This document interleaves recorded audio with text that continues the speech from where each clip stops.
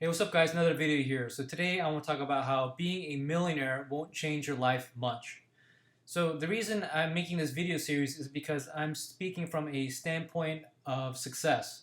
So I wouldn't be giving advice to you guys if I wasn't already at a point where, I have X amount of net worth. So recently my net worth, it eclipsed $2.3 million. But again, I live in a very kind of meager way. I have a very small condo. It's around 556 square feet, so it's extremely small.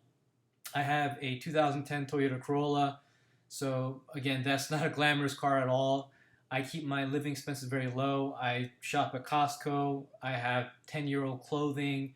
So again, nothing about my life would scream that I'm a millionaire, but I'm going to go over the aspects as to why. So naturally, I'm still going to be investing and I'm still going to be controlling my expenses up to the point where I can afford nicer things per se. So let me explain. So the first point is having $1 million can evaporate very quickly if you don't continually invest the money, and keeping it in cash is the worst thing you can do. And you'll still need to combat the rate of inflation by investing in the market and not some kind of low yield bond. So keep in mind that if you do keep the million in cash, let's say I converted my net worth in cash, then it will continually be eaten away by inflation. So whatever I purchase today, the same good 10 years from now will be more expensive. So from that standpoint, you always want to invest the money. So you can keep some money for your cash expenses or your daily living expenses, but otherwise just keep investing it. And if you do control your expenses to an extent month to month, then it shouldn't be an issue if there's a market downturn, because the market always goes up in the long run. So again, from that standpoint, you continually have to invest the money. So number two is you need tight control of your budget so you don't spiral out of control with spending.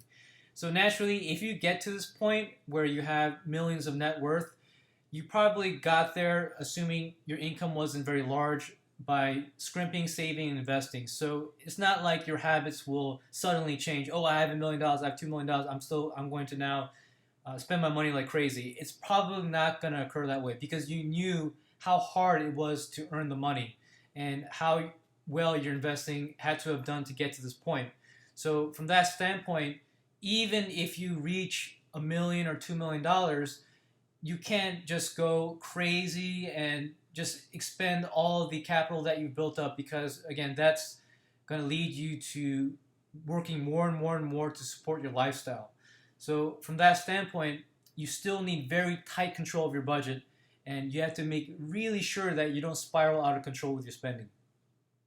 So this leads me to my next point, where you can't go and spend it all on a very expensive home or expensive cars. Like, let's say you have $1 million house and you have a fleet of 3 expensive cars, because it'll take large amounts of money to maintain these objects. So let's say you buy the large home, you're going to have to pay your utilities, property tax, maybe the roof needs to get replaced. That's $30,000, $40,000 down the drain.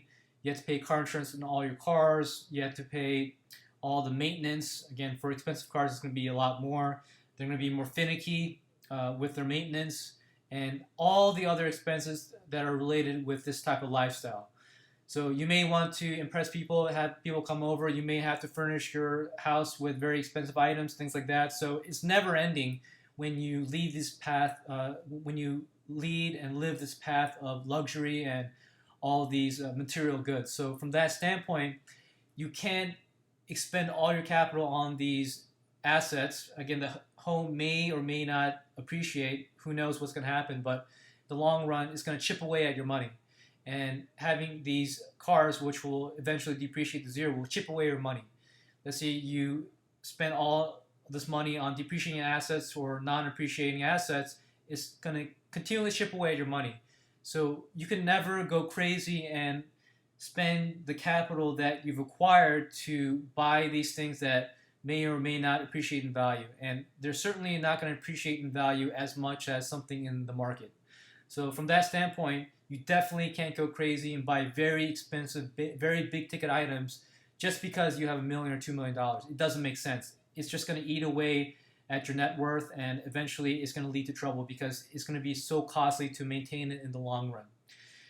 But again, it's a different story if you have 10 or $100 million where you are accruing enough dividend income to pay everything, pay for all the maintenance, which is where you should lead to or where you should aspire to. But at this point, if you have $1 million, $2 million, definitely don't do it because the money is going to evaporate very quickly. So lastly, I want to state that all this $1 million or $2 million will afford you is the peace of mind when it comes to time freedom. That's it. So you may not have the obligation of going to a job or reporting to a job because you have enough dividend income to maintain your simple lifestyle.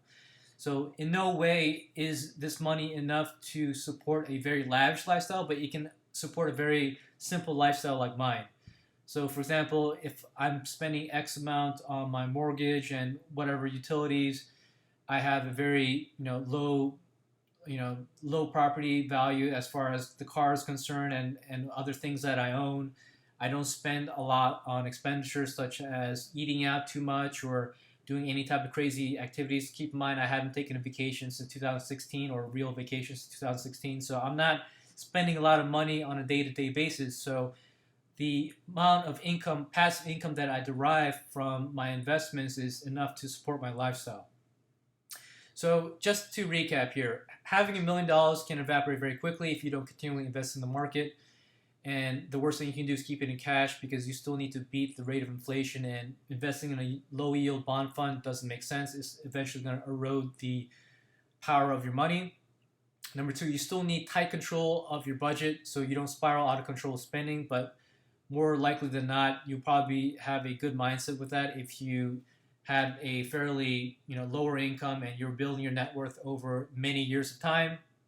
Number three is you can't go crazy on spend it on a very expensive home or very expensive cars or expenditures because it takes a lot of money to maintain these objects, and if your portfolio doesn't generate enough passive income to support it, it doesn't make sense at all. So I would never suggest that unless you're possibly a decamillionaire or a centimillionaire. And the last aspect is all this money will do if you're a millionaire or a multimillionaire is it will afford you some peace of mind when it comes to time freedom, and that's it. So hopefully, guys, this is some helpful insight, and stay tuned for the next video.